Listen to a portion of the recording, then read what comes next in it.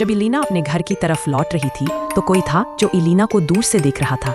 वो आदमी जंगल में जाता है और एक बड़ी सी गुफा के अंदर चला जाता है। ये वही आदमी था जो इलीना की आंटी से मिलने आया था। वो असल में एक भेड़िया था और इलीना की हर एक खबर अपने सरदार को दिया करता था। भेड़ियों के सरदार थे रीमस। रीमस भेड़ियों के 5 खानदानों में सबसे ऊंचे खानदान से थे। उनके खानदान के सभी भेड़िए जादुई शक्तियों वाले और सभी खानदानों में सबसे ताकतवर हैं। इलीना की आंटी को शायद कोई राज पता था जिससे इलीना अनजान थी, और भेड़ियों के सरदार भी इस राज को जानते थे। एक दिन इलीना अपनी बेस्ट फ्रेंड की बर्थडे में जाती है।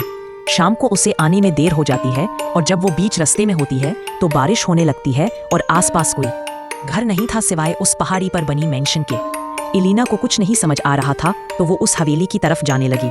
दरवाजे के सामने पहुंचकर अपने दिल को थामा और डोर बेल बजा दी। दरवाजा खुला तो सामने एक बूढ़ी औरत थी। इलीना ने कहा कि क्या मैं बारिश के थमने तक यहाँ रुक सकती हूँ? तो उस बूढ़ी औरत ने इलीना को अंदर आने दिया और एक कमरे में रुकने के लिए कहा।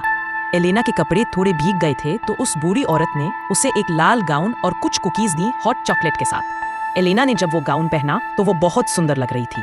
वो थोड़ी देर उस कमरे में रही, फिर एक दूर वाले दूसरे कमरे से रोशनी आती देख वो उस तरफ जाती है तो देखती है कि कोई एक बड़े से सोफे पर बैठा है। इलीना उसका चेहरा देखने की कोशिश करती है, लेकिन गलती से उसे पास की एक मेज पर रखा फूलदान गिरने वाला होता है, लेकिन वो उसे बचा लेती है। इस आवाज के कारण वो आदमी सोफे से उठ जाता है और कोई नहीं निकोलस सिल्वरथॉर्न होता है। इलीना उससे माफी मांगती है और कहती है कि मैं बस देखना चाहती थी कि क्या कोई यहाँ वाकई रहता है या फिर। तभी निकोलस इलीना को प्यार से देखते हुए कहता है कि मैंने ये घर हाल ही में लिया है और मैं दूसरे शहर का हूँ। मेरा नाम निकोलस है। यहाँ मौसम अच्छा है और फिर मेरे काम के लिए भी ये जगह अच्छी है। यहाँ शांति है, पर मेरा कोई दोस्त नहीं है। क्या तुम मेरी दोस्त बनोगी? निकोलस ने बहुत प्यार से पूछा। इलीना निकोलस की आंखों में कुछ देर देखती है, फिर हाँ कर देती है।